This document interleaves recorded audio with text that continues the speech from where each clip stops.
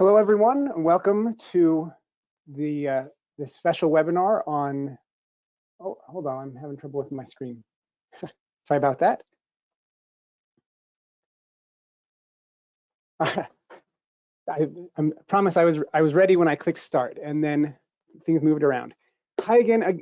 My name is Joel Lisenby. I'm the Regional Drought Information Coordinator for the Southern Plains region at the National Integrated Drought Information System, or NIDIS. If you're not familiar with NIDIS, you can learn more about us over at drought.gov. And while you're there, you can also sign up for email alerts for whenever the drought status changes at your zip code. I also sit at the Cooperative Institute for Research in the Environmental Sciences at the University of Colorado in Boulder. Before we get started, I really want to acknowledge and thank Dr. John Nelson Gammon, Texas State climatologist and director of the Southern Regional Climate Center, for helping to put together this webinar today. He's done a lot of work to make this happen, so a big thank you to you, John. I'd also like to start with a few housekeeping items. For this webinar, everybody is muted, and this webinar is being recorded. The webinar recording will be available sometime later this week over at the NIDIS YouTube channel, and I'll also post a summary of it at drought.gov/webinars. I also plan to send around an email to all of you who registered for this meeting today when the summary is posted, so you can go and see it then. We have time on the agenda after each talk for one and maybe two questions for each of the presenters. If you would like to ask a question, you can do so at any time by typing it into the questions box. You won't be able to unmute and ask a question, but we'll see the questions as they come in, and I'll ask a question to the presenter. It's a pretty full agenda, so we won't have time to get to everyone's questions, and I'll apologize in advance for that, but just the way that we tried to fit as much in as we can. But if you ask a question, we'll try to get to it when we get time. Also, at the very end of this webinar, as you log out, you'll be asked to answer 3 very short questions about what you thought of the webinar. I'm a firm believer that honest and constructive feedback is the breakfast of champions. And so please take a minute or two to tell John and I what you thought about this webinar and things we might be able to do better next time, and if there's some topics you'd like us to cover in some potential future webinars. I also would like to quickly plug another webinar that we are planning. This one is focused on the Mississippi River. We're planning it with a handful of other partners, including the Southern Regional Climate Center. The Mississippi River has been impacted by a pretty severe drought right now, with the river levels being at record lows. This webinar is going to take a deep dive into how we got here, what are some of the impacts, and looking at some forecasts going forward of how long we think this drought is going to last. I've put a QR code up there for you to scan if you want to, or in a few minutes when I'm done talking, I'm going to drop the link to the registration page in the chat box for you to pick that up. And now, as I mentioned a minute ago, we have a pretty full agenda, and I'm not going to go through each of these presenters right now, but I'll introduce them one at a time before their talk. But before we get too far into it, I really wanted to give a great big thank you to all of the presenters today for taking some of the time out of your busy schedules to share your expertise and experience with us today. So a huge thank you for that. Now, to begin, I'm going to pass some time over to Dr. John Nelson Gammon. He's the director of the Southern Regional Climate Center. I'll let John introduce the SRCC and a little bit more about the work that they do, and then he'll go straight into his talk from there. So okay. I'll give you some presenting permissions, John, and then just go. Okay, well, thanks a lot, and thank you very much for helping to organize and MC this webinar. I know ordinarily you are the coordinator for the Southern Plains Dues, which covers much of Kansas, all of Oklahoma and Texas, and a portion of New Mexico. Southern Regional Climate Center overlaps that to a large extent, but also includes Arkansas, Louisiana, Mississippi, and Tennessee. And as we've been seeing drought spreading from Oklahoma and Texas eastward, we both thought it'd be a good idea to take stock of where we are, the varying conditions across this region, and have a look at what might happen going forward and how things might be different from last year.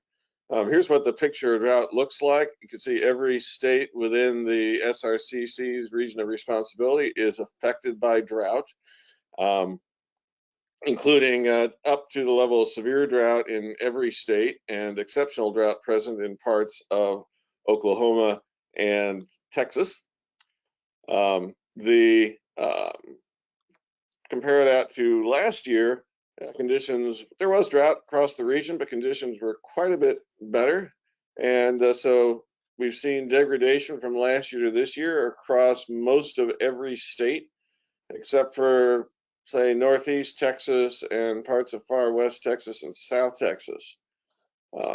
So not only are drought conditions worse now than they were last year, that also means that we're now going into a second year of drought in many parts of the region, and we're going into really the first year of drought in some other parts of the region.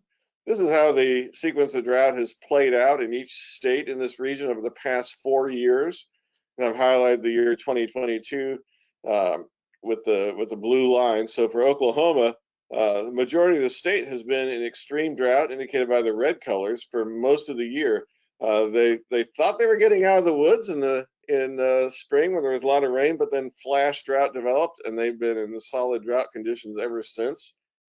Texas didn't get that respite during June and May, but we had some rain in August, which improved things somewhat. And those rains also managed to end drought, at least temporarily, in Louisiana.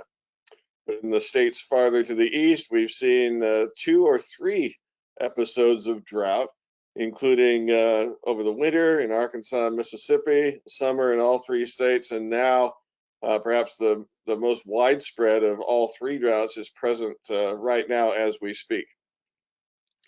So John, this represents, go ahead. I'm sorry to interrupt, John. I don't know if it's just me, but I can only see about half of your slide. It seems like it's shifted. And if it is just me, can somebody else speak up and say that I'm crazy or I'm not? But I'm only seeing the left. Same for me. Okay, so we're only seeing the left side of your slide. Okay, I'm gonna reset my screen share and see if that helps. Let's see. So now, let's see. So now to start sharing the screen, how do I do that? Let's see.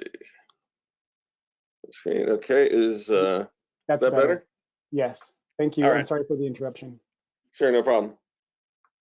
So let me go back to when I was talking about the right-hand side of the screen, and you can see what was going on in Arkansas, Tennessee, and Mississippi over the past year, with current conditions being most dire of the set. Okay, the drought monitor covers conditions through last Tuesday. We've had some rain since then, including from Tropical Storm Nicole. So on Thursday and Thursday night, we had some precipitation exceeding ½ an inch in parts of Oklahoma, targeting some of the areas where drought was worst, and more widespread precipitation on Friday and Friday night across much of central and east Texas, as well as eastern Tennessee. So that's nibbled away at some of the drought areas, but is certainly not enough to produce any widespread improvements. So the rest of my talk, I'll focus on what's the outlook for the future. In the near future, we're getting some rain outside my window right now, and the 2-day precipitation forecast from the Weather Prediction Center has precipitation across most of the southern region of the United States. In fact, most of the eastern half of the U.S., with the largest totals concentrated along the immediate Gulf Coast region of Texas and Louisiana. Locations farther north are expected to see less than ½ an inch of rain. So this event too is not a drought buster. Looking at the week 2 forecast, sort of looks like the forecast for the next couple of days, in the sense of better chances for rain in the southern portions of this region than across the tier from Oklahoma to Tennessee. And then looking at weeks 3 to 4, the outlook turns a bit drier. For western Texas and all of Oklahoma, we have enhanced chances of below normal precipitation. About with the greatest chances of below normal being in far west Texas and far western Oklahoma. Other portions of the area have equal chances. But we all knew this drought really wasn't going to end in a week or even 2 or 3 weeks. So let's look at what the outlook is for the season. And here's December through February. This will be updated on Thursday, but I don't expect there'll be much change for the region because the long-range, large-scale patterns that I'll talk about momentarily haven't really changed much either. And this has enhanced chances of below normal precipitation. The farther south you go, the drier things look. Best chances of rain are in the Ohio River Valley and in parts of the lower Mississippi Valley. So Tennessee and Arkansas can be more optimistic than the rest of the region. Now, the reason for this basic pattern in the outlook of dry to the south and wet to the north is La Niña. Right now in the tropical Pacific, we've got temperatures well below normal. This is a plot of the tropical Pacific from Central America to Australia. And anytime it's more than about a half a degree below normal for an extended period, it counts as a La Nina. Right now, it's averaging about a degree below normal in this key area, and conditions really haven't changed much over the past month or so. In fact, they haven't changed much over the past year. Go back to last year at this time, temperatures were about a degree below normal, and they've stayed pretty steady up to that point. This is the present, November. What I've hidden here is the forecast going forward. And if you're going to be hopeful, you would hope this line would trend upward. Well, in fact, the model that gets used by NOAA for forecasting these sorts of things, every single run of the model has things trending upward, getting toward neutral conditions, which would be 0. And possibly by summer, even trending towards significantly above normal, which would represent a transition to El Nino. Now, this is not the only tool that they use, and this is not just a single line forecast. It's actually showing the whole cold patch in the tropical Pacific month by month gradually shrinking and being replaced by summertime with a tongue of warm water across the tropics. So based on that, the Climate Prediction Center's official forecast has, well, La Nina now, but the odds of La Nina steadily decreasing, dropping below 50% by February, March, April timeframe, when neutral conditions shown by the gray bars become the most common outlook.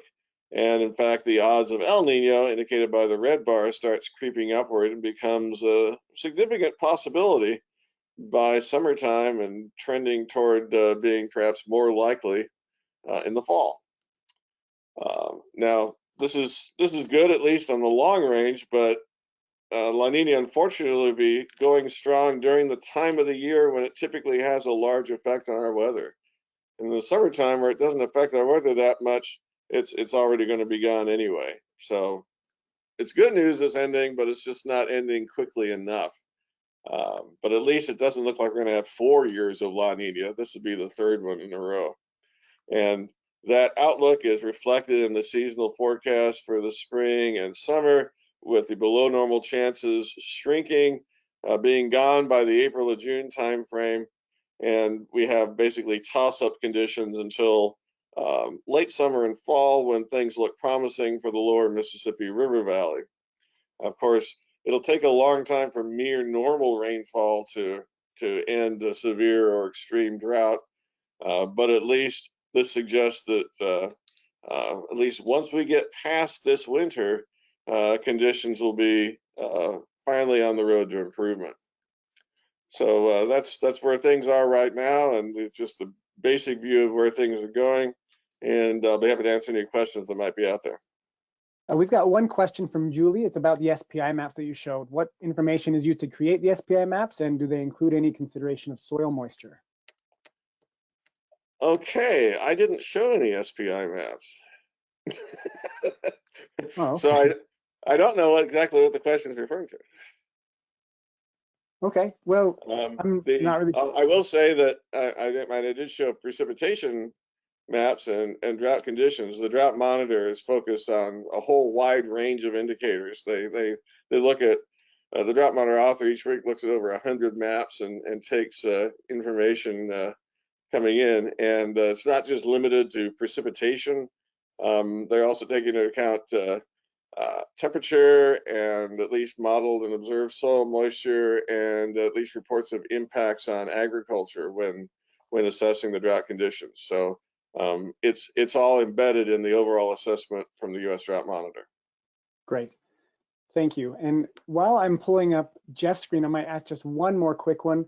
You mentioned that the current rains are not going to be a drought buster. What would be needed to be a drought buster in Texas right now? Well, for the worst part of the drought in central Texas, if you use the standard Palmer Drought Index as a metric, you'd need to have something like 15 or so inches over the next month to be able to alleviate the drought. Unfortunately, 15 inches over the next month would cause flooding. So it's more like a couple inches above normal for the next several months would be what we look forward to. In fact, they've had normal, perhaps some flooding might actually be useful, because even though we had normal rain in 2021, the runoff into the surface water supplies in central Texas were just not there. And this year is on track to have the lowest inflows to the Highland Lakes on record. So actually we could use a few intense rainstorms out there. Got it. Thank you very much, John. Next, we're going to move to Jeff Grashel. Jeff, we can see your screen. Thank you for sharing that. Jeff is the acting hydrologist in charge for the Lower Mississippi River Forecast Center, which is responsible for providing river forecast and precipitation estimates across the Lower Mississippi Valley. In his role, he makes partners and other users aware of National Weather Service hydrologic capabilities.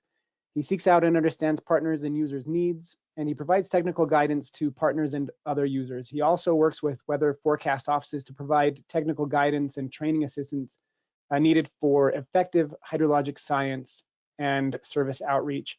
Thank you very much, Jeff. You can take it away from there. Okay, thank you, Joel. Just go ahead and go to the next slide here real quick.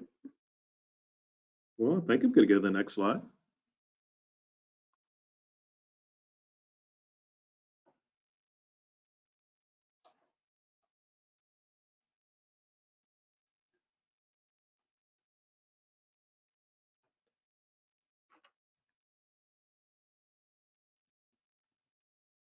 You're a little stuck. Hey, Jeff, sometimes in GoTo, you got to use the arrow keys on your keyboard as opposed to your mouse.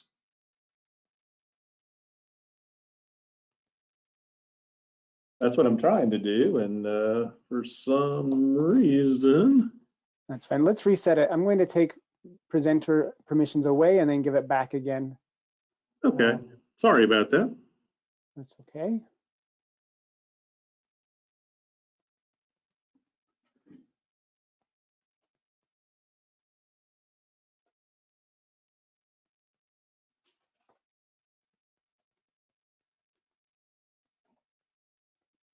Okay, try that one more time. Okay. I haven't started the presenting yet, but you should see. Do you see my screen okay? Your PowerPoint, yes. Yeah, okay. Well, let's try it one more time. If not, maybe we'll have to do it another way. Okay, yeah, that worked. Thanks, Joel. Sure. Okay. Kind of just give you a little bit of overview of our area and stuff. If you may not be familiar with the lower part of the Mississippi River, but we're kind of one of 13 different river forecast centers across the country that actually do river forecasting across the country itself. We're located in a suburb outside of New Orleans in Slido, Louisiana, and we do forecasting for really the lower part of the Mississippi River and 230 other locations across Louisiana, Arkansas, Tennessee, and other extending as far east as the western part of North Carolina and Southwest Virginia, because eventually the rainfall that falls in those areas actually make its way into the Tennessee River, and the Tennessee into the Ohio River, and the Ohio River into the Mississippi. So this is kind of the tributaries that make up the lower part of the Mississippi River. So what you see here is made up of a lot of the lower part here that kind of in your area with the Red River Basin, but really the main contributions of rainfall and flow that we get for the lower part of the Mississippi River really come from the Ohio River, the Cumberland River, and the Tennessee River. Almost 60% of the water that we get really comes from the eastern portions of our area. And then as you work your way westward, then the upper part of the Mississippi River Basin and the Missouri River Basin are really the other portions of the contributions that we get for flow into the Mississippi River. And here, kind of where my cursor is at Cairo, Illinois, that's where the Ohio and the Mississippi River come together. By the time you get to this location here, about 90% of the water is already into the Mississippi River itself, making up these areas to the north. So as you go southward, there's not really a whole lot of more tributaries that flow into the Mississippi River. And it's very heavily leveed on the lower part of the Mississippi River. So by the time you get to Cairo, Illinois, we have most of the flow already into the river system. And so when you get any sort of rainfall that falls in the lower part of the basin, it really doesn't contribute much to the lower part of the Mississippi River. Rainfall really has to fall in these upper areas for us to really get any changes in stages on the lower part of the river. So that's just something to keep in mind. And a lot of people don't kind of realize that for the lower part of the Mississippi River, it's really the upper basins that really contribute to the flow and not necessarily any rainfall that we have in the lower part of the basin. So the rainfall that we're expecting here overnight that is outside of John's window this afternoon and hopefully on my yard later on this afternoon and this evening, really doesn't contribute a lot down in this area. So just something to keep in mind. Travel times too, just to get down to the New Orleans area here on the bottom end can take over a month if it falls in the upper parts of the Missouri or very upper reaches of the Ohio. So there's a very long travel time for water to make its way from the upper reaches of the basin down to the lower part of the basin. So we got pretty good lead time when we do have heavy rain that falls in the upper part. We can have anywhere between 2 to 3 weeks notice for stage readings on the lower part of the river because it's such a long travel time between upper parts of the basins down to the New Orleans area. I just put this graphic on here just to show what our low water time period is. So typically we have very high water from January through July, and this is the time of year that we typically have low water conditions. This is actually at Cairo, Illinois, where the Ohio, Mississippi come together. And usually by the time we get into the July through most of November is when we have our low water season on the Mississippi River itself. This is a map that's actually just kind of showing what the contributions of the flow is currently that we have on the Mississippi River at this time. We're actually not doing too bad on the Missouri and the Mississippi rivers at this time, but we actually are very low on the Ohio and the Tennessee area and stuff. We're about half of normal in those locations. So the reason why we had low water conditions is, one, we had pretty good drought conditions that occurred up in the Missouri Basin and the Mississippi River Basin. And then about a month and a half ago, we really shut off the rainfall over the eastern parts of our area. And those two combinations really what gave us our low water conditions that we have on the Mississippi River. This map may be a little difficult to see, but I'll try to explain it just a little bit. What it is trying to show you some of the historical stages that we've had. And this is at Cairo, Illinois, again, where the Ohio and Mississippi River come together. And we got color coding here, and the color codings are for the last several low water events that we've had on the Mississippi River. The blue line's indicating 2022 from January to the current time period. 1988 is really when we've had our modern low water records for the lower part of the Mississippi River. So that's that pink shading that you see here, and on the lower end here, you can see that 1988 really set a lot of our records for June through August through that area. The green line is indicating the year 2000, and then the last event that we had was 2012. Was the last time we really had low water conditions across this area. So we did exceed low water records in the middle portions of October from about Cairo, Illinois, southward through the Memphis area. And I'll kind of show that on a graph here. So about that area there is where we actually broke modern day records. So I will say that, you know, these aren't all-time records because we've had records on the lower part of the Mississippi River for the last couple of hundred years. But it's very hard to compare records from the 1800s and early 1900s to now, because since then we've put all kinds of levee systems on the lower part of the river. We have all kinds of dams and reservoirs to be able to hold water. So trying to compare records from the 1800s and early 1900s or till now are kind of comparing apples to oranges. But modern day records were broken though in this locations, and when we mean modern day records, probably for the last 60 to 70 years. And really the records that you see in the area that's highlighted are from the 1988 event that we had, well, that's what, almost 35 years ago. So we broke records in the middle portions of October, but then after that, we actually started to get a pretty good amount of rainfall. So for the past few weeks, we've had some pretty good rainfall that's fallen over the Missouri Basin, parts of Illinois, anywhere between 1 to 3 inches of rainfall. And then you can also see too on the coloring that we had some pretty good rainfall that fell over parts of West Virginia and eastern parts of Ohio. So that actually alleviated some of the record levels that we had on the lower part of the Mississippi River, and kept us about a couple of feet higher than those records that we had back in the middle portions of October.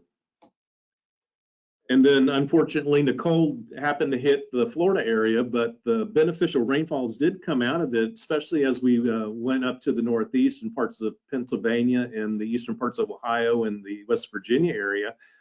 So that rainfall is actually getting into the system now, and it's working its way southward onto the Ohio River. And you can see this is the forecast for the Ohio River at Cairo. Again, this is where the Mississippi and the Ohio come together.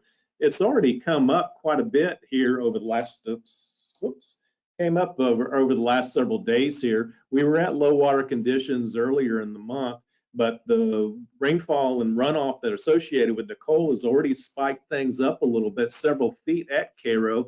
And then we're actually still looking at another about 4 to 5 feet more of rise with the rainfall from Nicole, peaking somewhere in the middle portions of November. And then we should start to continue to fall after that based on the projections that we have now. But just looking at the timeline you see here, we're even looking at still higher levels than what we had earlier in the month, all the way through the end of this month. So we're looking pretty good compared to what we had a month ago, or even just a few weeks ago, because of the rainfall that we are getting from Nicole. Now, we have also run some experimental models too that allow us to be able to look at 16 days of future rainfall. It's kind of using the Canadian model, using the GFS model, and some other models to be able to come up with the mean rainfall that we may anticipate over a 16-day period of time. And early indications are, where I got this circle here, are indicating we'll peak out at the middle portions of November. And then they're anticipating maybe another amount of rainfall that may occur by the end of November, the beginning of December, that may allow stages to stay even higher than what the projections are looking at right now currently. So, and then kind of for a reference, this is the low water levels that occurred back in mid-October. So if indications are right, we look to see that all the way through maybe the first or second weeks through December, we may not get down to the low levels that we had back in mid-October. So maybe some favorable conditions across the lower part of the Mississippi River, and hopefully that'll stay that way. But certainly has been a issue for the navigation folks with the barging industry and stuff, with moving grain and moving fertilizer up. And then we've also had the low water condition problems on the lower part of the Mississippi River, with salt water actually making its way from the Gulf northward. So the Corps of Engineers have actually had to put a low water seal, basically a levee on the low part of the Mississippi River, to kind of impede that salt water from making its way northward, because a lot of the communities on the lower part of the Mississippi River actually use the Mississippi River for their water supply. So having salt in it obviously would cause some problems for drinking water. So the Corps, about every 12 years or so, has to do that to be able to alleviate that saltwater wedge moving up the Mississippi River. So with that, I think that's all I had, and I will stand by for questions or continue on. Fantastic, Jeff. Thank you so much. I haven't had any questions come in on your particular talk yet, but I'd like to just ask something for my own clarification. Early on in your presentation, you showed a bit of a climatology of the ups and downs of the river through the year, and it looked about September, October, November was the low point, and then it starts its way up. Yeah, that's the one. So, and then later on, you show that we're starting to come, well, from the recent rainfall we've had from the hurricane and just from your other forecasts, we're starting to come out of the really low period. And that will take us into that December period where things start getting better anyway. So I guess that's a long question of saying, are you confident in saying that the worst is behind us for this year? Yeah, I guess you never say never when it comes to forecasting, but certainly if you look at normal conditions and averages that we have, usually by the time we get in this period of November, we do start to show rises and stuff, and that's pretty typical of what we have for this time of year. We start to get those frontal boundaries and starting to produce a little bit more rainfall, especially in the Ohio Valley and the Tennessee Valley, and that's kind of what we've been seeing over the last few weeks. So based on what we normally get this time of year, I would say that we typically have probably gotten to our low water for the year, but I guess you never say never. Certainly if we were to get into a stretch of a month or a month and a half of no rainfall to occur across the area, then that could certainly change things. But typically we do start to get a little bit more rainfall. That actually gives us a little bit more confidence in saying that we probably have gotten to the low water issues, at least on the lower part of the river from Cairo southward. The thing I will say though is if you go a little bit further northward from like St. Louis to Cairo, Illinois, above where the circle is, I'm sorry, my graph here, I keep hitting the button here, but north of this area here between St. Louis and Cairo, now that area could still get pretty low water conditions and could be even lower than what we had earlier this year and stuff. Typically we get real drought conditions up in the Missouri and we get drier conditions, let's say, in the Missouri and the Mississippi area this time of year. So they may get actually lower values north of Cairo, between Cairo and St. Louis over the next couple of months. But I think Cairo southward, we may have gotten to the low water levels that we experienced for the water year. Great. Thank you very much for that, Jeff, and thanks for the talk. And we're next going to pass over to Niña Fernando from the Texas Water Development Board, and I'm going to give you permission to share your screen, Niña. So once you see that pop-up box, you can go ahead and start sharing, and I'll read this introduction for you while you're doing that. So Dr. Niña Fernando is the manager of the Water Availability Department in the Surface Water Division at the Texas Water Development Board.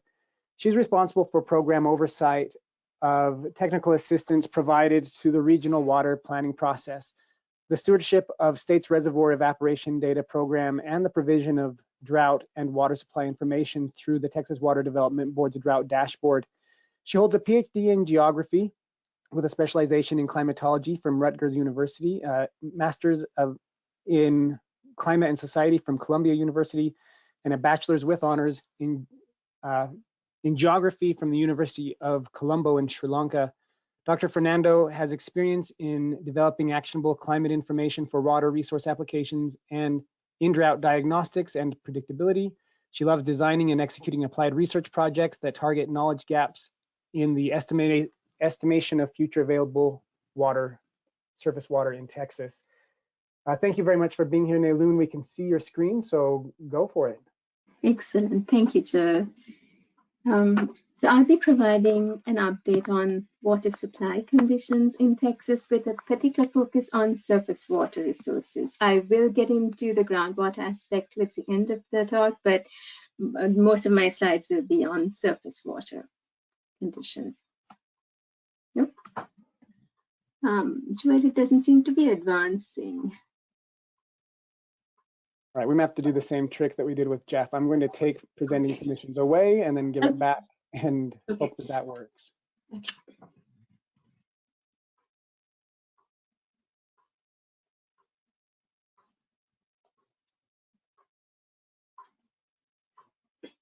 Okay, you should be able to present again.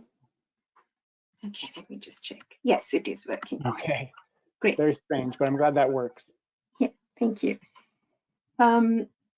As at today morning, the statewide reservoir conservation storage for 119 monitored surface water reservoirs in Texas, and one reservoir just outside of Texas in New Mexico, that's Elephant Butte, was at 68.2 percentage points of total conservation storage. So on this plot, I know there are many lines here. Let me just explain what each line depicts.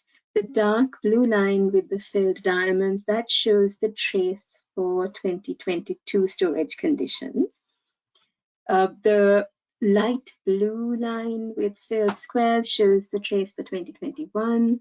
The gray shows the trace for 2020.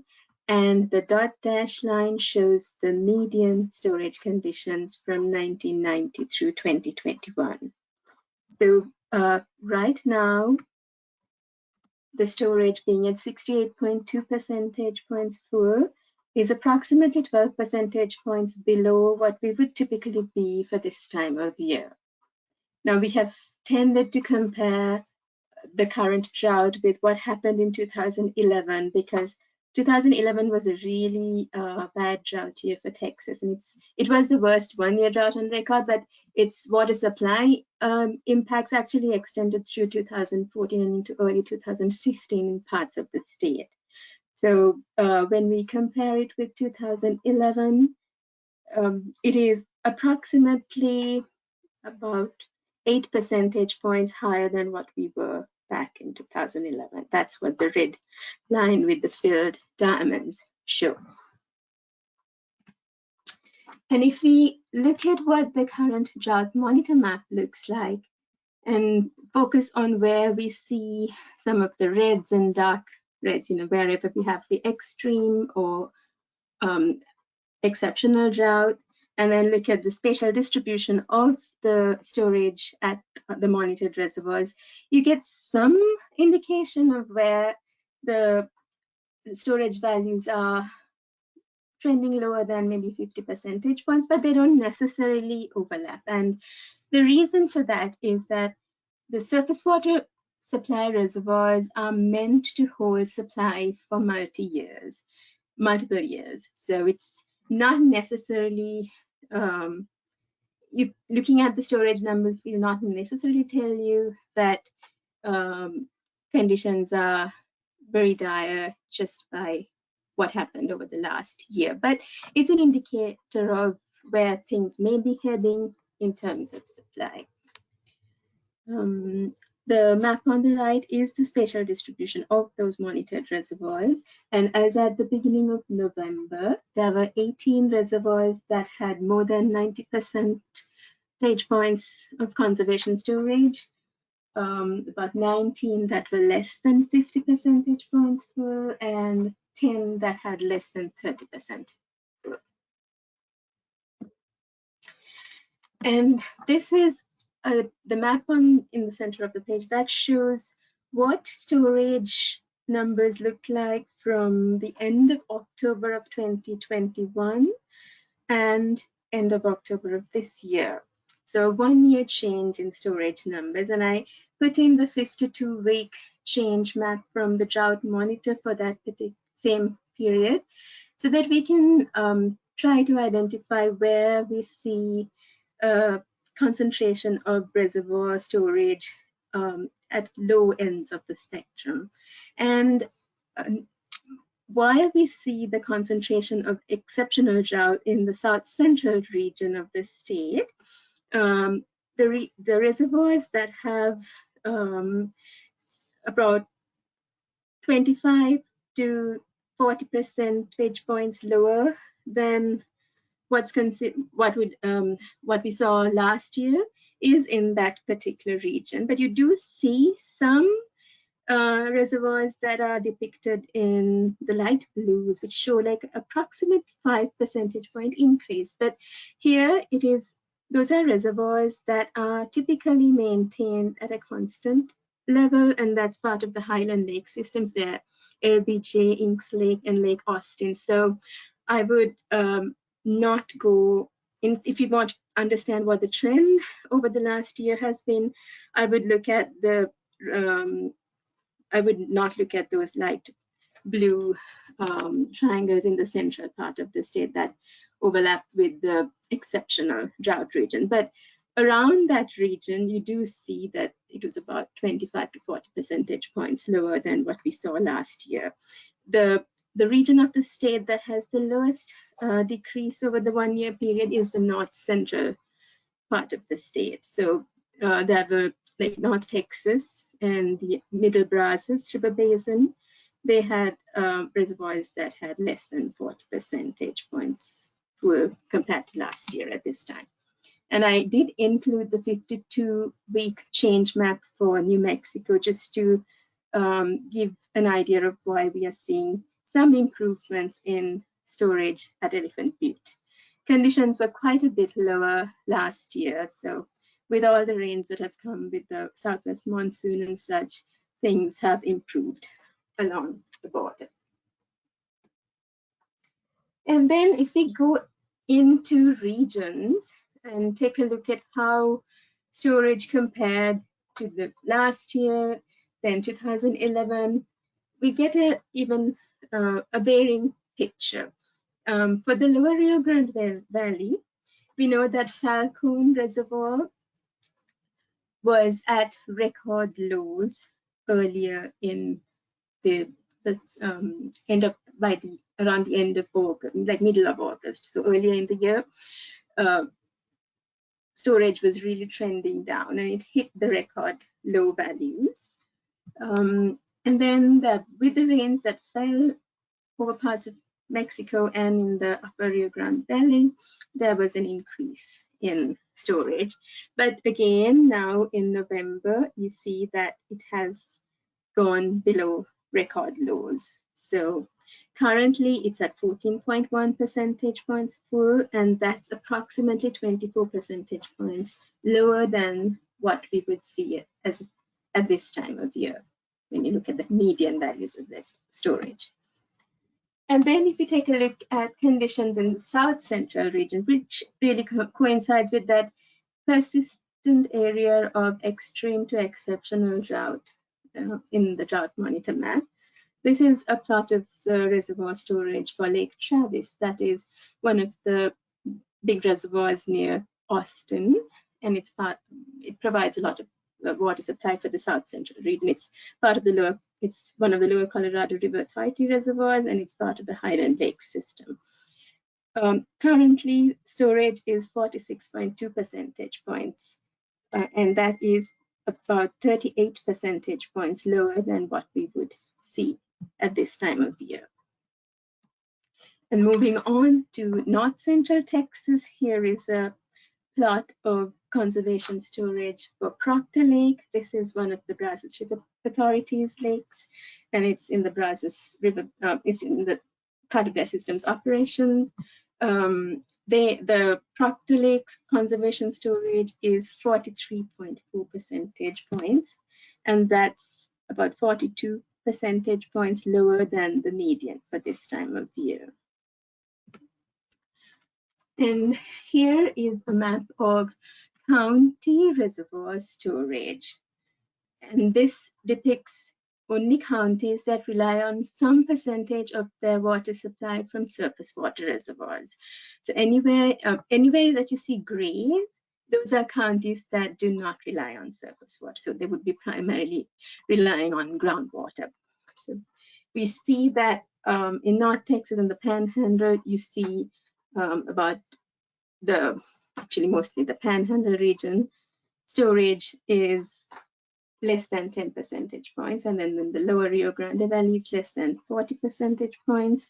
And in South Central Texas, you do see that it's, even though we have those low reservoir storage numbers for some of those highland lakes, overall the supply is still in the like 70 to 80 percentage point range. So, and that goes back to the point where I said that surface water reservoirs are meant to provide supply over a number of years. In East Texas, we see that supply is between 90 and 100 percentage points. And then if you take a look at groundwater levels, and here this is data ending September 2022, the numbers for October have not yet come in this particular format. It takes a little while to get those numbers. What you're seeing on the map is the groundwater levels at 18 record wells that the TWD, Texas Water Development Board, tracks. The number on the left is the change from a month before. So here it would be the change from August of 2022. And the number on the right is the change from a year before. So from the change from September 2021. Anywhere you see the reds, those are in numbers that show that groundwater levels had decreased from a month before and the year before. And anywhere you see the blues, those are wells where the water level increased over those two time periods. Given that it's not that if you look at climate conditions of the ongoing drought, it's not easy to have a one-to-one relationship with groundwater declines and drought conditions, except in regions of the state where we get unconfined aquifers. Those would be the aquifers that respond, where the water level responds to rainfall changes, or how much rainfall was received. And one such well is the J17 indicator well in the Edwards Aquifer. And that particular well, this aquifer fluctuates a lot with rainfall received. But you do see that since June of this year, the Aquifer Conservation, Edwards Aquifer Authority had enacted what's known as Stage 3 critical management levels, which necessitates a 35% reduction in withdrawals because the water level dipped below the 640 level, which is the indicator for Stage 3 drought. And these restrictions continue even up to today. To end, I want to repeat what I said before, that surface water reservoirs are meant to provide a multi-year supply, and water available at a given time from these reservoirs is a function of reservoir management decisions taken by reservoir operators. And some of those factors include contracted use for supply, curtailments required through drought contingency plans, and water management plans. And I mentioned that because we cannot directly compare, for example, the 2011 storage trace with the 2022 storage trace without accounting for reservoir operation changes that have been implemented in that interim period. With that, I'll take any questions. Fantastic, Niloon. Thank you very so much for that. Just a quick question about the very low storage on the lower Rio Grande River. We know that we had a pretty good monsoon, and even Elephant Butte is up a little bit. Are those low flows in the lower Rio Grande, are those based on reservoir management, or is there something in the climatology in the lower Rio Grande that's causing that to be so low? The numbers in the storage numbers in those reservoirs are determined by the International Boundary and Water Commission on a bi-weekly basis, and they have to account for like negative allocations and such that may have happened previously. So those reservoirs were quite a bit low over the last 2 years. So Falcon has gone up compared to where it was, and actually Armistad is doing better than Falcon, and I didn't have a plot of Armistad. So. Okay, thanks for that, Niloon. Great talk too, thank you. Next we're going to move to Drew Daly. Drew is the Deputy Chief of Operations and Preparedness with the Oklahoma Forestry Service. Drew has worked his way up through the ranks in the Wildfire starting with his career in 1993 as a seasonal employee in the college studying systems ecology. Oklahoma Forestry Systems has a broad-ranging fire suppression responsibility and also conducts numerous prescribed burns and fuel reduction treatments. In addition to Drew's work in Oklahoma, he is an operations section chief on the Northern Rockies Type 1 Team 1 Incident Management Team. Drew is part of the Southern Great Plains Wildfire Outbreak Working Group, which is a collaborative effort between several National Weather Service offices, Texas A&M Forest Service, Oklahoma Forestry Services, and Kansas Forest Service. Thank you so much, Drew, for being here. We can see your screen. Do you want to just check if you can progress your slides forward? Yeah, looks like I'm having the same issue as others. All right. Well, let's Oh, do wait, this. no, maybe not. Stand by one here. Okay. Yeah, I'm having the same issue. All right. Well, let's do the same trick as the others. And okay, you should be able to share your screen again now. All right, and you are seeing the presentation? Yes, sir. Okay.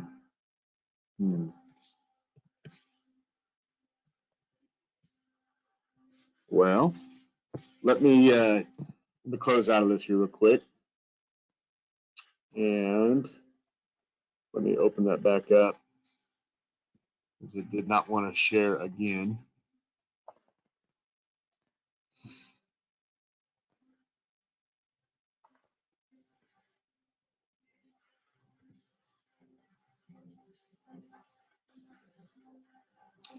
Now what do you see?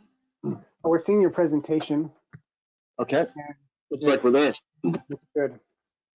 Okay, thank you. Sorry for the delay, and I do want to thank John for starting us off. And some of the slides that I have in here are sort of go right along with what I'll be presenting here today. So it'll allow me to sort of pick up the pace and maybe get us back onto the schedule that was sent out there.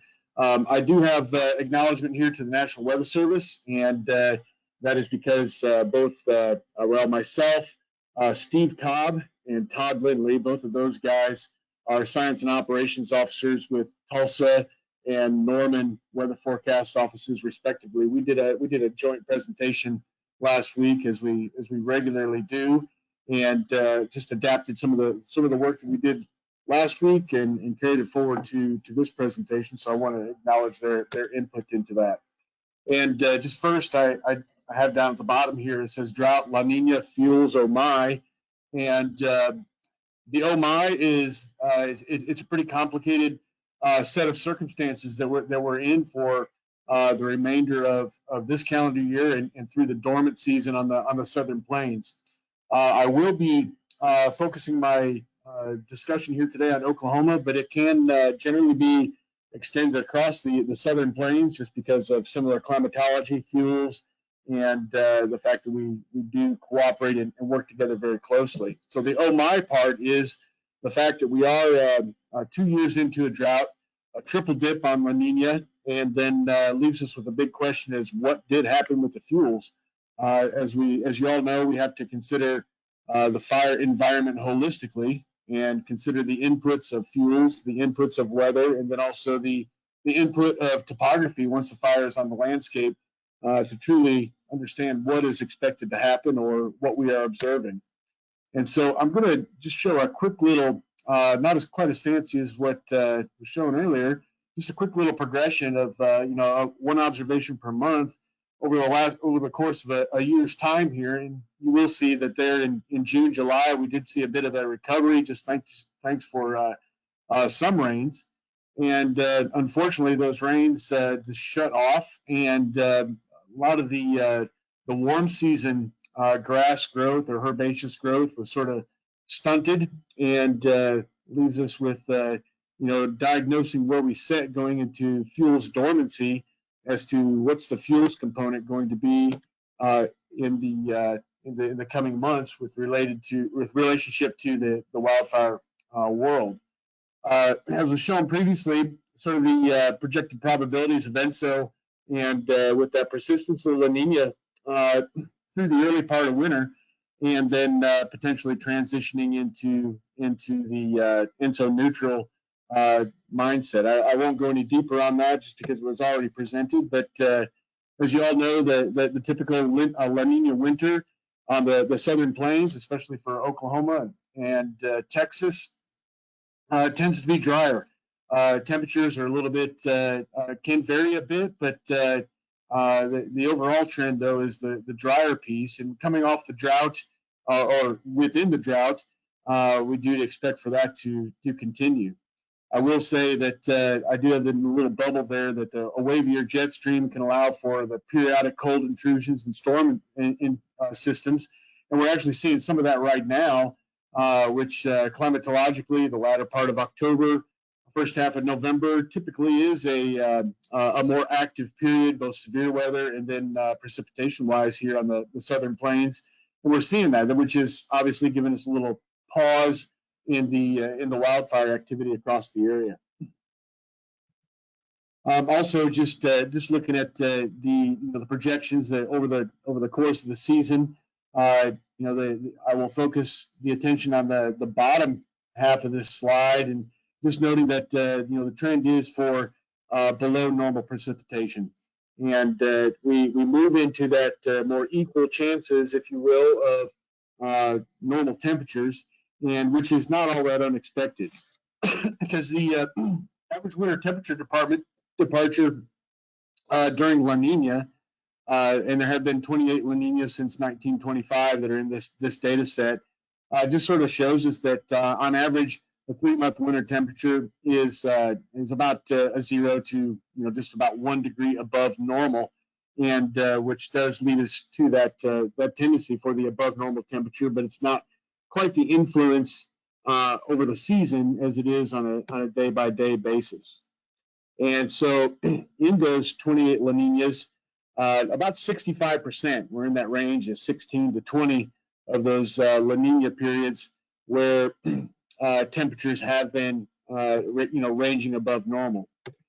And then as far as the winter rainfall during La Ninas, just taking a look at the percent of average, you see that there is a drier signal in southern and western Oklahoma, moving out into the Texas Panhandle, western Texas, northwest Texas, and then near normal rainfall across much of the bulk of the state, and maybe a slight signal for above normal precipitation on some of the very northern tier.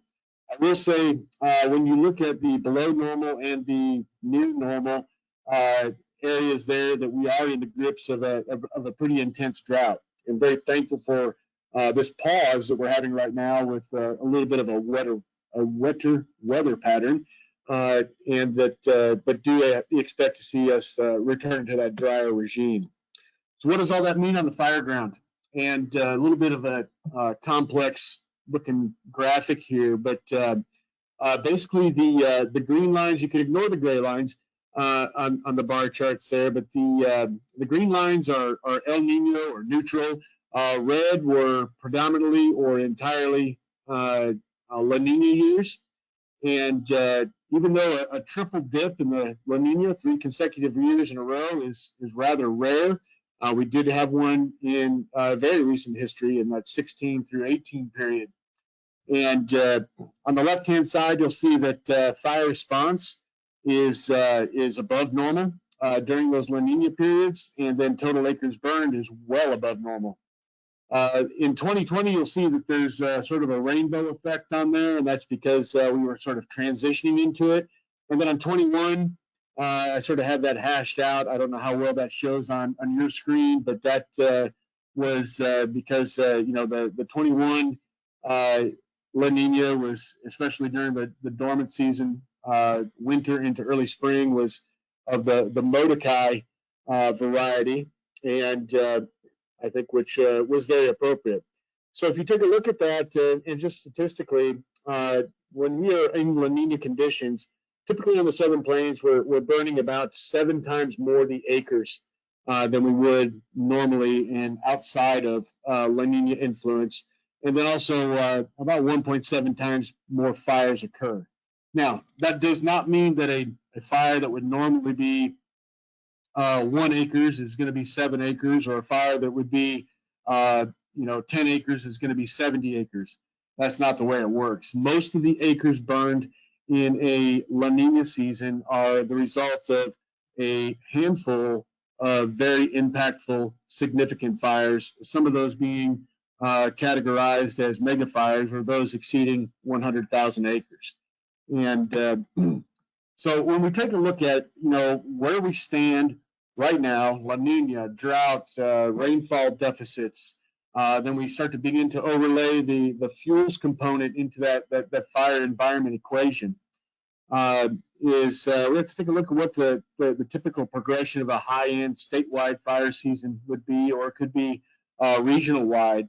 Is first we have to have those the rainfall that will support vigorous herbaceous growth.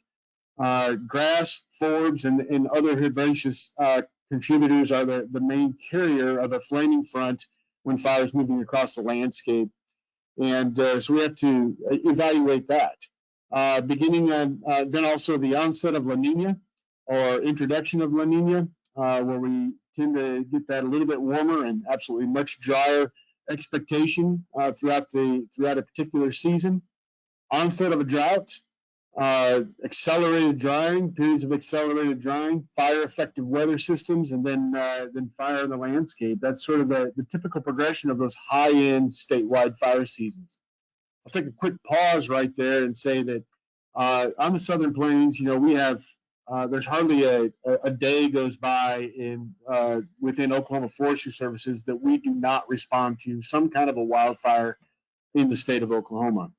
So it's all a matter of gauging how many fires, how frequent those fires are going to occur, and then more importantly, the severity of those fires.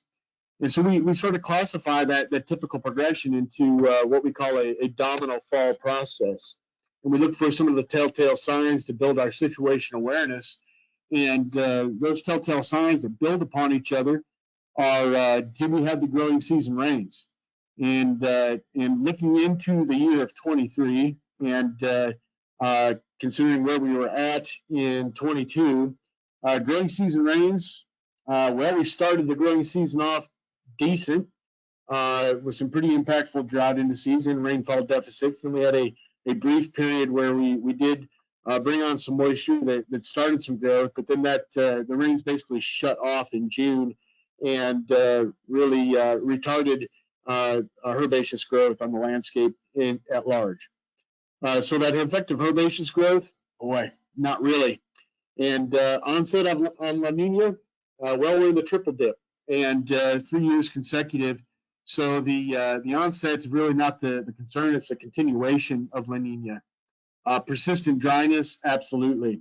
The months of August, September, it was basically a baking furnace on the Southern Plains. Anomalously high temperatures and very, very poor dew points and relative humidity values across the area resulted in some very intense drying.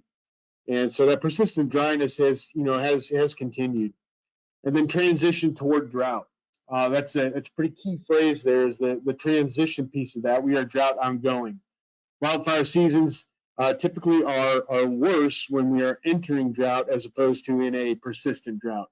That being because generally in the emerging drought, we'll have ample fuels on the landscape to support numerous large, significant, and or firestorm events.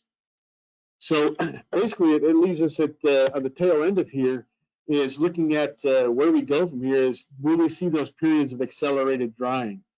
Accelerated drying is in sort of the mid-range of the fuel classification. So we look at 10-hour or 100-hour fuels, 100-hour fuels, or those fuels that are less than 3 inches, but more than 1/4 of an inch. Do we see periods of accelerated drying in there? And that is usually indicated by very poor moisture recovery in a diurnal period. So poor overnight moisture recovery, strong drying conditions during the daylight hours results in accelerated drying. We have to be mindful of increasing fire trends, and then always on the Southern Plains where the humid east meets the arid west, we need to be very, very watchful for fire-affected weather systems. So drought impacts on fuels are generally reflected on the fire ground more often than not in those larger diameter fuels. And you'll see in the subset to the right there, there's two maps from our partners at the Oklahoma Mesonet, where we have the 1,000-hour fuels, or those fuels that are considered to be 3 to 8 inches in diameter, and then also live woody moisture. And I will note that this is where we see the lasting effects of drought on fuels. And why I have the 1,000-hour fuel moisture up in here is it's indicative of increased resource needs. In other words, firefighting assets on the fire ground to attack and contain fires, and then also the length of assignment that they will be on in order to fully contain those, contain and then control fires. We also see it in downturn in live woody moisture. I have a graphic here in a minute that will bring some vivid implication of poor live woody moisture. So this was in October. We had a very active wildfire period in the western part of the state. We had numerous fires that were proving very resistant to control on those upper end fire days. Suppression difficulty was made very challenging as well. We also saw on the southern end of the Flint Hills and the prairie lands of Oklahoma, just increased fire occurrence and fire sizes that were ranging frequently anywhere from 500 to nearly 10,000 acres. And then in southeastern Oklahoma, where we transitioned into the pine hardwoods and then all pine fuel types, we were seeing extreme resistance to control, frequent problematic fire behavior, including single and group tree torching and moderate range spotting, and then also a transition to extreme fire behavior, which you see here, and that was very often absent of critical fire weather. So that is a direct influence from drought impacts on fuels, where we begin to see that the quicker transition from problematic to extreme fire behavior, where we will see crown runs and extended range spotting. So looking at those fuels again, we got to first take a look at sort of the precipitation history. We have benefited, especially on the southern half and in eastern third of the state, with some beneficial rainfall over the past 30 days, and especially of recent. But when we do step back and look at it from the 180-day percent normal, we are still showing those deficits with several areas, less than the 75% of normal, and some dipping down into that less than 25% of normal across some very limited islands in the state.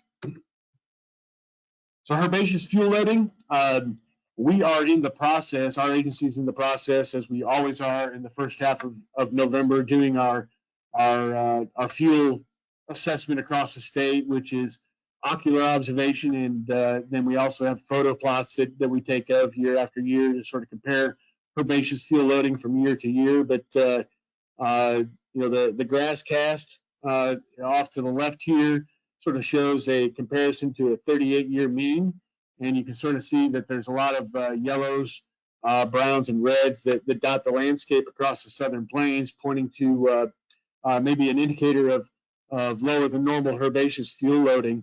And then, sort of allegorical, any of you who buy hay in this part of the world know that you're paying through the nose for hay this year. So that also tends to lead you to believe that fuel loading is lower than normal. But off to the right here, you'll see sort of our initial assessment here, that observations are normal to below normal, some areas well below normal on herbaceous fuel loading. And the fuelscape across the southern plains is lacking continuity, especially where we have grazing going on. And the more heavily grazed areas will provide opportune breaks in the fuelscape if fires do begin to occur. And I put the big old but, comma, in there, because fire always has a way of finding the fuels and making life difficult for us. So leaning forward into sort of the outlook for the remainder of this year and maybe peeking into the first part of the next, we have to take a look at the spectrum of plains fire phenomena. And 90% plus of those our fire occurrence are caught in initial attack or well under 100 acres. But then you have a transition period where we start to see large fire emergence, and then even some significant fires. Those fires that are burning either in excess of 5,000 acres or they have significant structural loss or casualties associated with them. Then also we take a good hard look at Southern Great Plains wildfire outbreaks, where we'll see 10 plus fires and 10,000 acres burning in a single burning period or day period. And then obviously looking at all the way up to the spectrum of those fires that will burn in excess of 100,000 acres, which we have seen a prevalence of here in West Texas, Texas Panhandle, western half of Oklahoma, and into Kansas in recent years. So here's what we're sort of looking at as far as a probabilistic outlook on the initial attack. You're going to have initial attack, but things begin to wane when we start to see those looking at the opportunities for wildfire outbreaks and firestorm or even mega fire occurrence. And that just leads us to the expectation that initial attack activity or fire occurrence across the Southern Plains will be is expected to be above normal throughout the remainder of the dormant season. So into April timeframe and into May in West Texas. Significant wildfire occurrence, or those fires are burning in excess of 5,000 acres, are most likely to occur along and north of the I-44 corridor, or if you split Oklahoma and diagonal from northeast to southwest, it'd be a north and west of that line. And then wildfire outbreak probability is limited and will be very dependent on the magnitude of fire effective weather systems. So those watchouts that we have in place that we're looking for as we move through there is any drying trend where we begin to expand beyond 5 days separation from wetting precipitation, and then also increasing initial attack trends, and mindful of the transition to that large fire occurrence or those fires within 100 to 300 acres. Those periods of accelerated drying that I described earlier.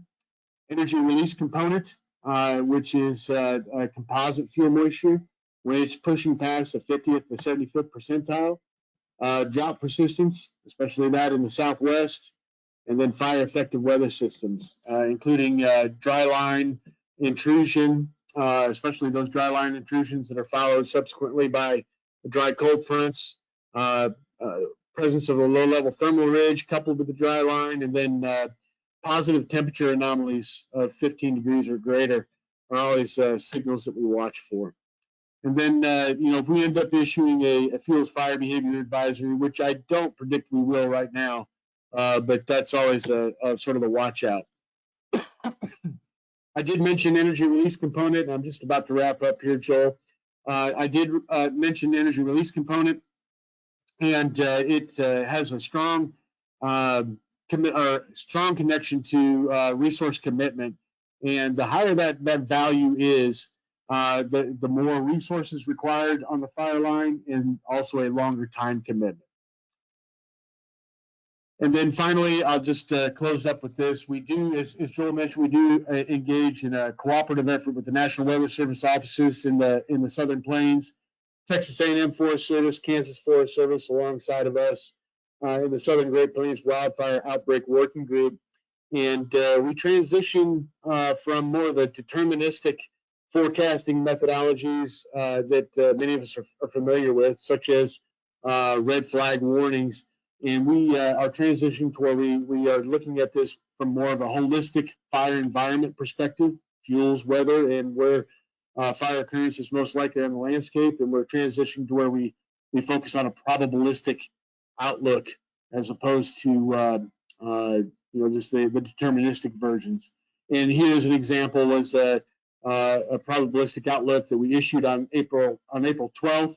And then on the upper right here, you can see the outcome on April 13th, where we had numerous large fires fatalities involved in these fires, and then the mega fire, Ray Fire, which is most prominent in your screen. So with that, Joe, I know I extended just a little bit beyond my time there. My apologies. And if there's not time for questions, I understand. Well, maybe I'll ask a quick one while I'm transitioning over to Mary's talk. So, Drew, what is the most common ignition source across the Southern Plains? Human ignitions. So it's very often going to be unfortunate circumstances, but sometimes it's debris burning. Other times it's vehicles igniting fires along roadways, but it is human related ignition sources. Great. Thank you, Drew. And hello, Mary. We can see you and we can see your screen, but right now we're just seeing your desktop. And while you're pulling up your presentation, I'm going to read the introduction for you. Dr. Mary Love Taggart is an associate extension professor in the Department of Agricultural and Biological Engineering at Mississippi State University. Her expertise involves best management practices for water conservation, and she has worked extensively with granular matrix soil moisture sensors and on-farm water storage systems. She has served as a PI and co-PI on projects funded by federal and state agencies and commodity boards. Dr. Taggart currently leads 2 Mississippi Soybean Promotion Board projects, one to evaluate low-cost precision irrigation solutions for advancing irrigation efficiency, and the other to evaluate the effect of cropping systems on iron deficiency chlorosis in soybeans. Thank you very much for being here, Dr. Taggart. We can see your screen. Go ahead. Okay. All right. Thank you for the invitation to participate in the webinar today, and I'll just dig right in. So it looks like my slides are advancing. Can you see the next one? Yes, we can see that. Okay. Thank you. All right. So when I think about the effects of this past year's growing season, the effects of the drought on agriculture in Mississippi and our neighboring states, I think of it in terms of the haves and the have-nots, and then our Delta region and the non-Delta region. So the haves and the have-nots, that means do you have irrigation or the ability to irrigate or not? If you did have irrigation infrastructure on your farm, then you were impacted a little bit this past summer, but not too badly, and most of those acres came out with average yields.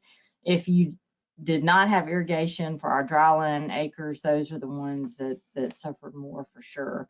And then I'll talk a little bit about the Delta and then outside of the Delta. So when we look at the Mississippi Delta, most of our row crop acreage is in the Delta, and over half of all farmland is irrigated, about 60%, and that number continues to go up each year.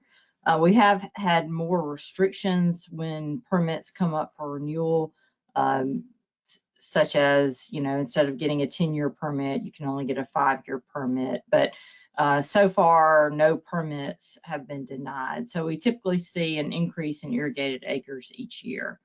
Our number one row crop by acres is soybean, followed by cotton, and then corn and other grains, and then rice is the lowest acreage.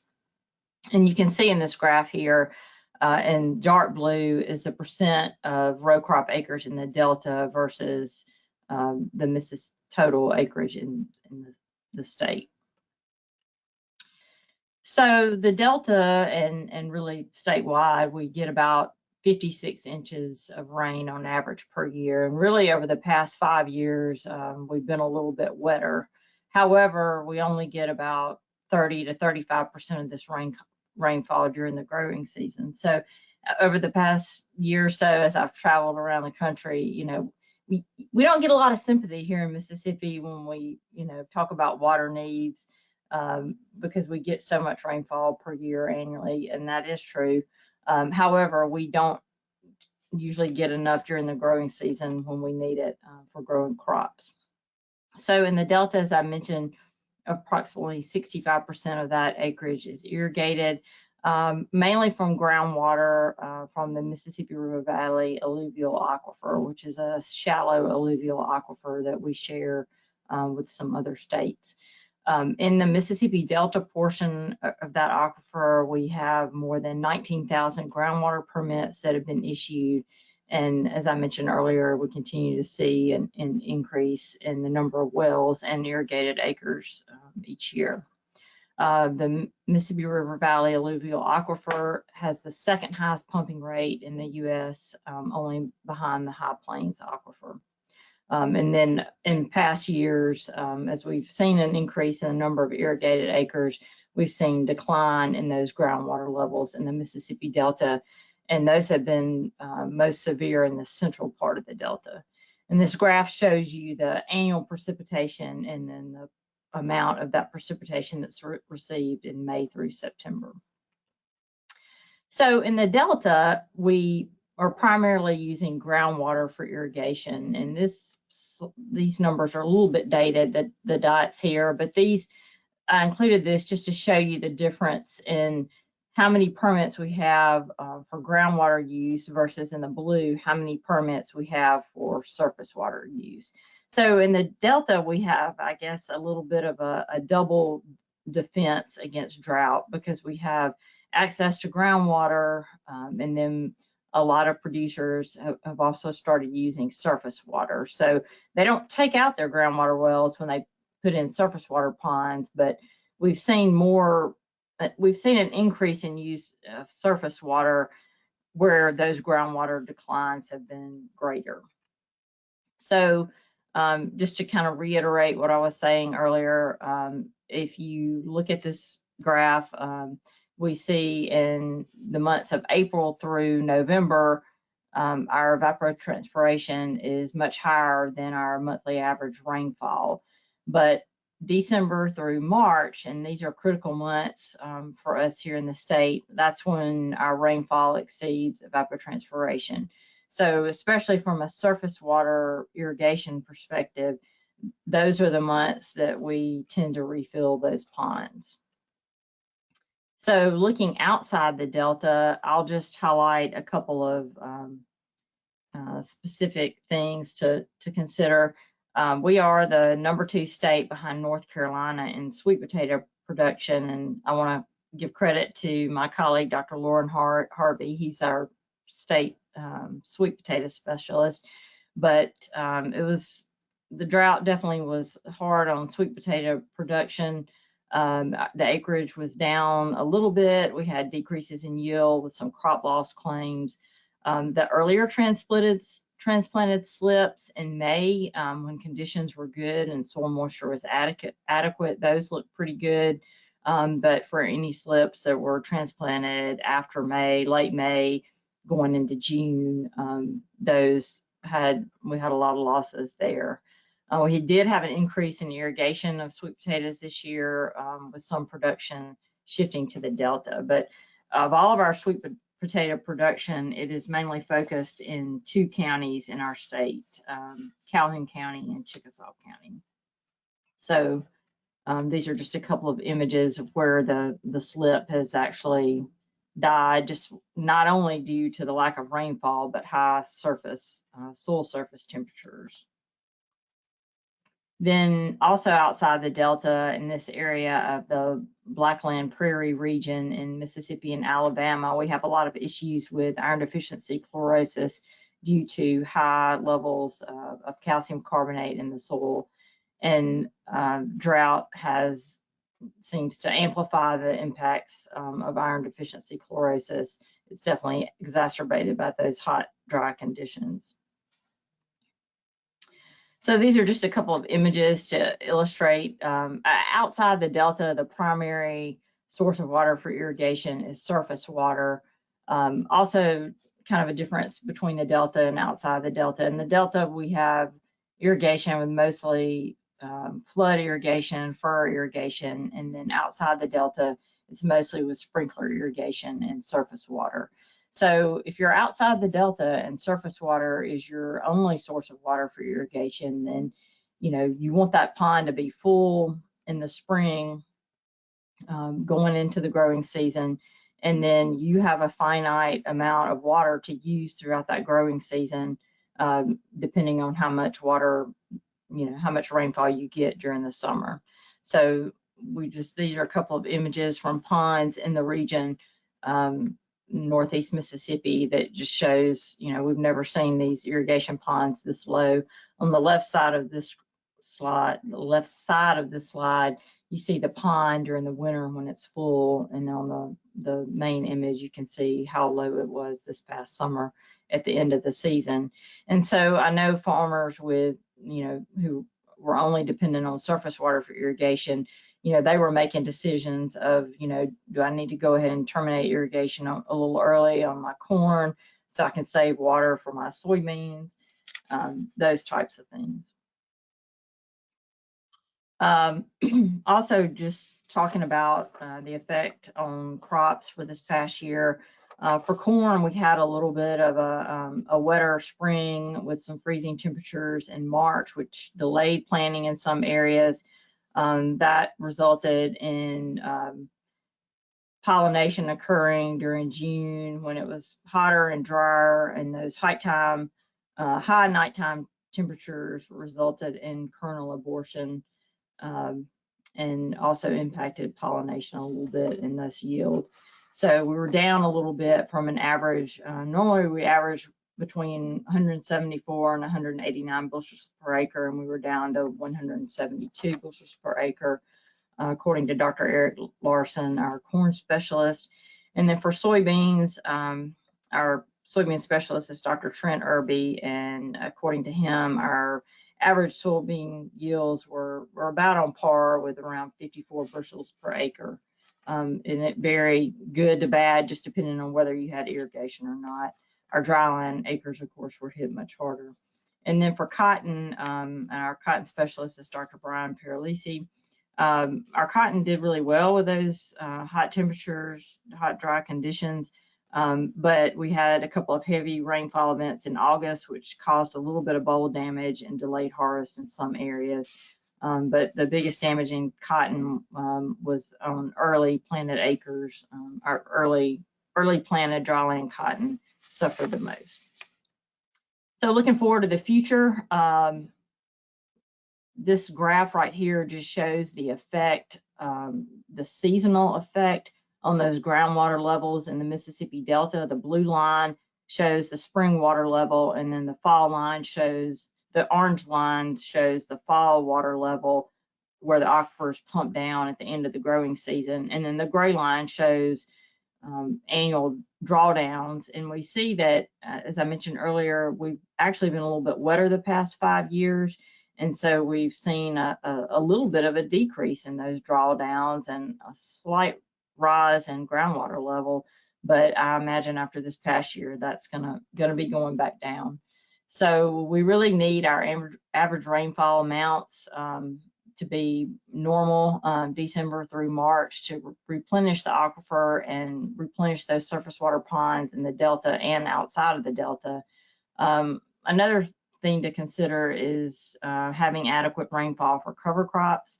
I mean, we have had a couple of rainfall events in the past month, depending on when you were trying to plant your cover crops. Hopefully we should have had enough rainfall to get those established, but will we have enough to keep those alive going forward? That's a question. I think we need to definitely continue to utilize surface water more, both in the Delta and other parts of the state. And then, you know, I would expect usually after a dry year like this, we have more farmers who are considering irrigation in the future, especially with prices up a little bit. This graph shows the minimum aquifer saturation from 2007 to 2020. And the little black triangles are indicative of on-farm water storage systems or surface water storage ponds that are used for irrigation. So you can see that those surface water systems have been put in areas where we've had the greatest declines in our groundwater levels. So, you know, we depend on the Mississippi River, not just for transportation of crops, but also to replenish that aquifer on the western side of the aquifer. So, you know, if we don't get sufficient rainfall, and, you know, I am encouraged after hearing my co-presenters who went before me, hopefully those river levels will come up and we'll see that aquifer be able to get replenished this fall. And that's all I've got. I appreciate the opportunity to speak today, and just wanted to thank also my former graduate student, Meredith Drought, for her contributions to the slide set. Very interesting, Mary. Thank you so much for sharing that. While I'm transitioning to Wes, our next presenter, I'll just ask one quick one. You mentioned that the aquifer is a little bit shallower than most aquifers. Well, you said it was a shallow aquifer. Does that mean that it recharges more quickly than like a deeper aquifer does? And if so, how much time would you expect for aquifer recharge if you had an average to above average consistent wet period? Well, I don't know that I can give you specific numbers, but we do see a seasonal recharge. So in the fall and winter, we see, if you're looking at a graph of the seasonal aquifer levels, you'll see it go down during the growing season and then go back up during the winter. So it's kind of a zigzag saw-like pattern. But over time, we've seen that gradually decline and get lower. So it is recharging, but it's not recharging enough to compensate for how much it's being pumped. So basically, we're over pumping the aquifer and continuing to expand our irrigated acres. So it doesn't really matter how much water you conserve. If you continue to expand your acres, that kind of, I guess, washes out. No pun intended. I get it. Thank you very much for that, Mary. Great presentation. Next, I'm going to transition over to Wes Lee. Wes is a state extension specialist in agriculture coordination for the Oklahoma Mesonet. He's a faculty member of the Department of Biosystems and Agricultural Engineering and is housed in the National Weather Center in Norman, Oklahoma. His main responsibility is to provide educational assistance on weather and climate to agricultural producers in the state. Prior to Mesonet, he worked for 28 years in Oklahoma's county and area extension program. His education includes an agronomy degree from Oklahoma State and an entomology degree from Louisiana State. So it was bugs. Very interesting. Thanks, Wes, for being here. Take it away. Thank you, Joel. Glad to be here today. Let me see if I can advance slides properly. And I cannot. Did that work, Joel? Yes, looks okay, like it. We'll use that. A scroll on the mouse seemed to work okay. All right, here's a picture of our rainfall for a year in Oklahoma from yesterday going back. And you can see that there's only one green area on the map, and we're right in the eastern central part of the state where it's running a little more than 100% of normal over this 365-day map. But the rest of the state looks pretty dire. We're somewhere between at a low end in the 30% to probably most of the 70s and 80% of normal over that year period of time. That would actually bring us in the last 100 years as the 12th driest period of time over that 1 year, 365 days. As with agriculture, not how much water you get is as important as when you get it. And you can see from this chart here that we only had 1 month in the last year where we had rainfall that exceeded our 30-year average. The other months were all below normal, and some of them significantly below normal. We had one wet period, the latter 2 weeks of May, and actually the first week of June.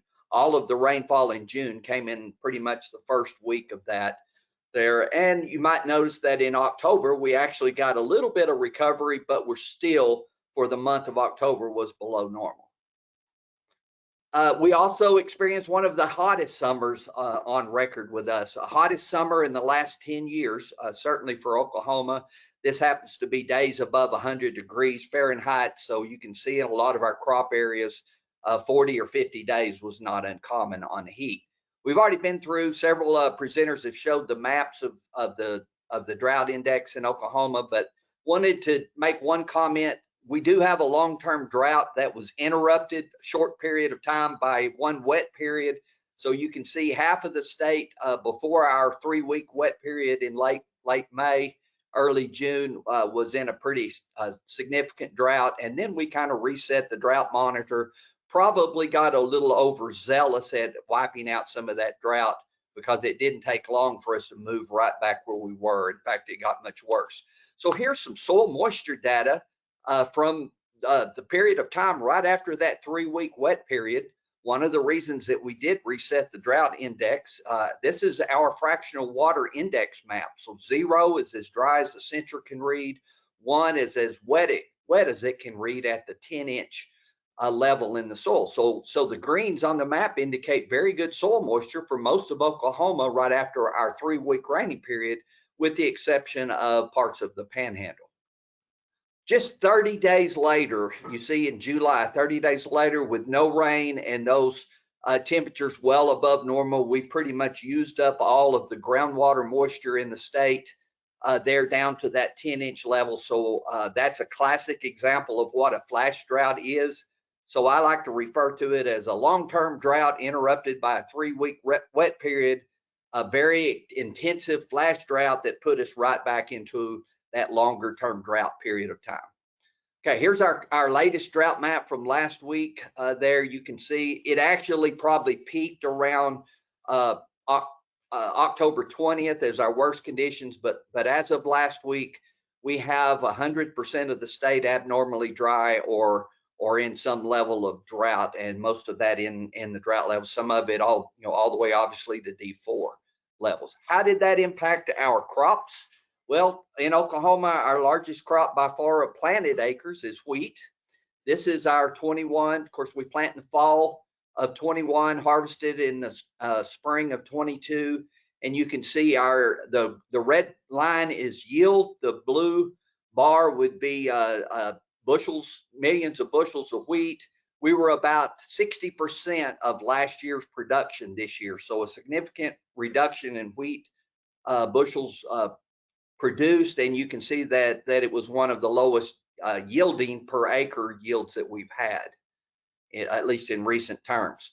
The rest of the data that I'm going to show is actually forecast data because the numbers haven't came in totally for the crop year, and I tend to think they're a little bit optimistic on most of these forecast numbers. They seem to be getting worse every time they come out with a report. But our cotton producers have taken it on the chin this year. You can see that the expected yield is 210,000 bales, or 70% lower than it was in 2021. As Dr. Taggart mentioned, it all depends whether you have irrigation or not. We typically have a lot of acres of dryland cotton in Oklahoma, as well as some irrigated acres, but 60,000 acres of irrigated cotton in southwest Oklahoma is all surface water irrigated from Lake Altus Lugard, and no water left the lake this year. So that 60,000 acres of production is going to be near zero this year on cotton. Next crop is corn. There are more acres of irrigated corn in Oklahoma than some of the other crops, a lot of it in the Panhandle. So you can see the yields are expected to hold on pretty well, although it's still well below the 5-year average on a corn forecast to take a look at. Grain sorghum, much the same, lowest in 5 years, and you can see our yields are expected to come in at 26 bushels, which would be significantly below where we were last year, especially. Soybeans acres, again, part of it's irrigated, part of it's dry land, but it doesn't have a yield projection yet on our soybean forecast, but you can see it is going to be the lowest turnout in soybeans that we've had over this 6-year period of time. The reason that I say I believe they may be overestimating these corn, grain sorghum, and soybean forecasts is because, at least in my part of the state where I travel the most, a lot of that crop was put into some type of bale and fed to cattle, or be fed to cattle this winter going forward. Speaking of cattle, forage is our largest crop in Oklahoma. We're one of the larger cattle producing states in the country. This is inventory, the first line here of May 1. So you can see our hay inventories were down 47% over a year ago numbers. And again, remember, this would be before the flash drought and the intensive drought that we have experienced over the summer months. 43% below the 10-year average, and it was already mentioned by Drew or somebody, hay prices are very expensive this year. I would say probably 100% of normal if we looked at, say, a 5-year average for hay prices. The quality is down because we're belling up everything we can get to go through a baler. Some of it is would be considered small brush, in my opinion, there. And we have some toxicity concerns starting to show up with some of those failed crops, especially corn and grain sorghum that didn't have enough moisture to produce, that got put into bales there. I believe Dr. Taggart mentioned as well that because of that excessive heat we had during pollination, even some of the irrigated corn in the panhandle got had to be salvaged for a hay crop because the pollination levels were so low because of that extreme heat during that period of time. The hay that's fed to cattle, you see, that's where it's going to our cow herd in the state, but we have exceeded, this is a 35-year period of time, so you can see the end of the graph with the dashes here. We're not sure exactly where 2022 is going to come in, but it will definitely be somewhere above 13% of the cow herd being liquidated this year due to the drought, and may actually exceed that 14% before the end of the year. Our 7 largest sale barns that are federally reported, we're running 50% more cows year over year being sold. And when I say cows, I'm talking cull cattle or older cattle that had to be reduced because of lack of forage. And also in Oklahoma, we're primarily a spring calving cow herd. So the calves are sold in October to early November. And this year, due to the dry conditions, I would say 40 or 50% of our calf crop was actually sold back during the summer heat months because we were trying to stretch out those forage supplies as far as we could make them go. Here's our latest soil moisture index maps. Again, this is our fractional water index product. Zero's as dry as it can read at that level. So you can see we're the vast majority of the state, because of those October rains, have actually come in a little bit better here in the last 2 weeks, but we still have some very dry areas in the Northwest and in the Panhandle region. Again, this is at the 10-inch level. If we look a little deeper into the soil, things look a little bit more bleak. This is our deepest sensor level across the state at 24 inches. And there you see a lot more reds and less greens showing up, indicating those dry conditions down deeper in the soil. This was the latest crop report I could find for this year, November the 6th. On our cool season crops, 3 of our larger cool season crops that we plant, of course, wheat being the largest, planted at 90% at that period of time, 75% emerged. You can see the rye and the canola numbers. These numbers don't surprise me, nor do they scare me. We're actually right on track with planted acres for this time of year, so that's actually good news. The bad news is that in Oklahoma, we generate about half of our income from the small grains, from wheat and rye, from grazing cattle on it, at least to a period of time in the late winter months when we pull cattle off of that dual purpose wheat and then go to grain. And as of now, there's virtually no cattle on wheat across the state of Oklahoma at this period of time. And our prospects of growing fall forage are done for this year. So hopefully we'll have some spring forage in some of those fields to utilize. But if not, we're just not going to generate the income on wheat that we need to turn a profit without making that dual purpose use of that wheat there. So I'm going to stop right there, Joel. So that make up a few minutes, but give us time if you have a question or to move on to your next person. Sure, Wes, thank you very much for that. You mentioned sorghum just briefly. I know sorghum is usually a drought tolerant plant. How did the sorghum crops go this year?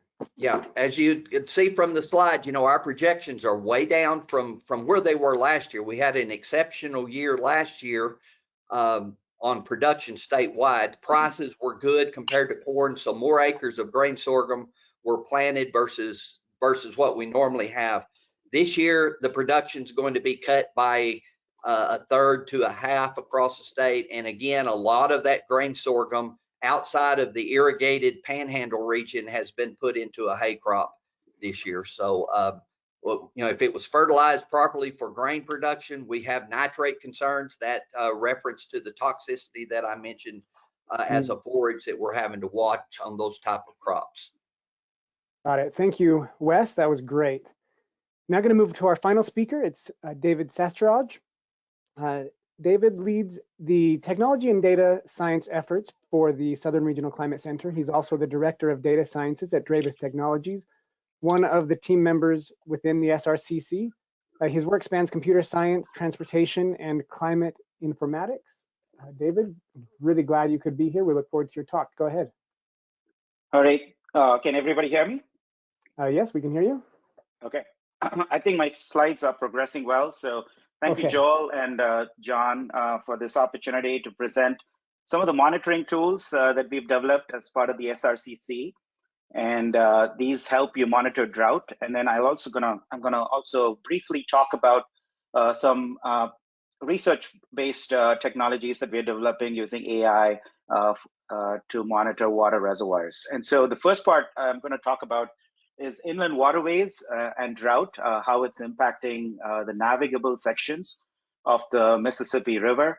I'm going to briefly highlight some drought statistics, talk about river levels that we are going to be tracking, also talk about traffic volume that you can look at various sections along the lower Mississippi and mid-Mississippi. And then the background to some of the drought statistics is captured through a drought tool that we have developed at the SRCC. The URL is in there. It provides statewide drought statistics and summaries, and then provides reports by climate division. So slightly different way of calculating compared to what you typically see at the US Drought Monitor pages and the maps that they produce. But it provides more near real-term drought conditions and statistics. And then to finish, if we have time, I'll talk briefly about an AI-based reservoir storage prediction tool and some preliminary results that we've had. So our focus area, one of the focus areas at the SRCC is transportation, and predominantly focusing on inland waterways and looking at climate impacts on inland waterways. And so the map that you see on the right, you can see the inland waterway sections. There's Ohio River, Missouri, Mississippi, and then there are some offline smaller rivers like the Tennessee, as well as the Arkansas River. And what we saw in mid-October is you see most of the regions surrounding the inland waterways, especially in the 6-state region of the SRCC. 95% of the lower Mississippi River is in the SRCC states, and if you can see, a lot of them were either in exceptional or extreme drought conditions, just based on just the SPI values. And one of the two things that the tool does is it provides you, comparative context, as we saw in some of the earlier slides, or the earlier speakers talking about comparing the 2012 and the 2000 and 1988. What this tool provides is we have data, real-time data through an API that we have developed that allows us to compare the previous year, which in this case would be 2021, and then the 2012 data as well. And then also, we have also incorporated the 3-day AHPS forecast from NOAA as well. So this is how things looked in mid-October, and looking at 4 central points along the inland waterways, and how it impacted river level traffic and river traffic. And so the first column you can see is at St. Louis and Memphis, the historic low water levels, and then you can compare those in 2012. And 2021 things are not so bleak, but this is in some situations worse or close to what the levels were in 2012. And then we had an earlier speaker from Slidell who had talked about some of the rains that impacted, increased some of the river levels. And so the statistic that you see on the right side of the map, most of the SPI based calculations for the climate division, there's no current drought conditions on the 30-day SPI levels. But river levels have gone up a little bit in St. Louis and Memphis, but not so much as we would expect. But hopefully in the next few months, as we looked at some of the outlooks, that things would start picking up. So how did this impact transits? And so we started looking at these same locations that you saw. We were looking at various points along the river levels and using vessel location specifiers, which is called the AIS data. There's like a 30% drop in traffic in St. Louis and Memphis, and this is average daily transits over the last 30 days. And this is back in mid-October. And then things have started looking up a little bit.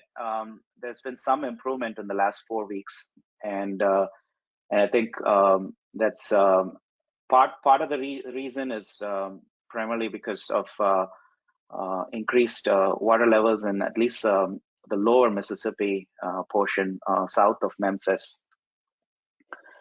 You would also notice on the Baton Rouge, one thing I do want to point out is there is the 2022 levels are higher than the 2020 and 2021. And part of the reason that we think this is the cause for this is a number of vessels are just going up to Baton Rouge and then turning around. They don't have enough river levels for them to make the full transit. And so Baton Rouge seems to be like the turning point for a lot of these vessels to turn around and go back and use either an alternative route, either use the Tennessee River via Mobile and go up to the Ohio to Paducah. How did it impact barge rates? And so this was a very telling graphic. The USDA keeps track of barge rates. And so going back from January of 2004 all the way until now, and this is just for St. Louis, there's a 7 times increase in barge rates in October of 2022. Things have kind of dropped a little bit, but it's again, the rates to ship something agriculturally, either whether it's soybean or cotton, you're going to have experiences. People were experiencing a 7 times increase in barge rates just because of the low water levels. And so that gives me a good segue now to the drought tool. So this is the second tool that we've developed. Provides, as I mentioned, provides statistics by climate divisions. You can find SPI values, rankings, and then also deviations from a 30-year average. We have just recently made this tool available for all the lower 48 states. And then that's the URL. And so I just wanted to quickly stop here and quickly go to a quick demonstration of both the tools. So this is the Inland Waterways Drought tool. So you have all the 6 southern regional SRCC states here. But we hope to expand this to other states as well that encompass all of the inland waterway network. And we've also overlaid, provide real-time river level information for the Mississippi River right now at various important key locations for the barge industry. And you can also go back in time and look at what the various river conditions were. I think we allow for going back about a month and a half. And so if you click on sometime in the past, you can see what the drought conditions were. And then as you do that, you can also look at what the current levels are at Memphis. And so this is going back to October 15th. And you also get a tabular listing of all the statistics that are available. Obviously, I mean, forecasts that going back historically is not relevant. So those columns are not available. And then this is also providing average daily transits over the last 30 days, going back this time ending on October 15th. And so these were some of the same statistics that you saw in the slide deck. So this is inland waterways and drought. If you want to change the layer, instead of looking at SPI, you want to look at departure from average. You can do that as well, so that we have three other variables that you can look at. Now, the underlying data that goes into this tool comes from the Southern Regional Climate Center's Drought tool. And so this is the tool that's available on a state-by-state basis. We have all the 48 states here. It provides 30-day precipitation drought statistics for Texas in this case. You can look at things breakdown by climate divisions. You can look at various records going back about 120 years. And then also compare it to a 30-year average. In this case, we look at 1991 to 2020. And then you can have a spatial overlay of average rainfall totals. And then we also provide a summary of drought conditions. So, it looks like as if we are coming out of drought, but, if you look back in time, Texas, as John mentioned, is, things that look slightly better right now. And this is, again, the way we compute these statistics is very different. This is based on climate division numbers. As John mentioned, the National Drought Monitor statistics factor in a lot more variables than what we are looking at. We are just looking at rainfall numbers, accumulations at each of the climate divisions. So with that, I had another portion that I wanted to talk about, which is, let me switch back to reservoirs. One of the other things that we have been doing is also looking at AI-based technologies to look and plan for drought and extreme precipitation events for water reservoirs. And so this allows reservoir managers to kind of plan for how long of a drought would run a reservoir dry, and then how much rain can top a reservoir or at least restore back to normal storage levels. And so what we have developed is a reservoir model, which is an AI-based convolutional neural network, which looks at historical climate data at a watershed, and then also looks at historical reservoir data. So the period that we train the model goes back from January of 2010 all the way up to April 2021. And then the last 1.5 years becomes our test period.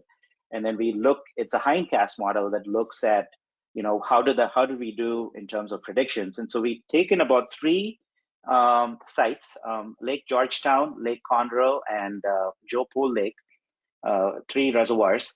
And if you look at the trends, it kind of follows the observed is what was observed. And then the model doesn't see the last 1.5 years of the observed data. It's just looking at what it has been trained using the historical precipitation inputs. And then it forecasts. And so you can see the green line, which is a forecast line, kind of tracking along. And then the lower graph kind of tells you all the major precipitation accumulations at the watershed where this reservoir is located. You can see any major rain event is being captured in the forecast and kind of follows along the observation. So again, this is just some preliminary results.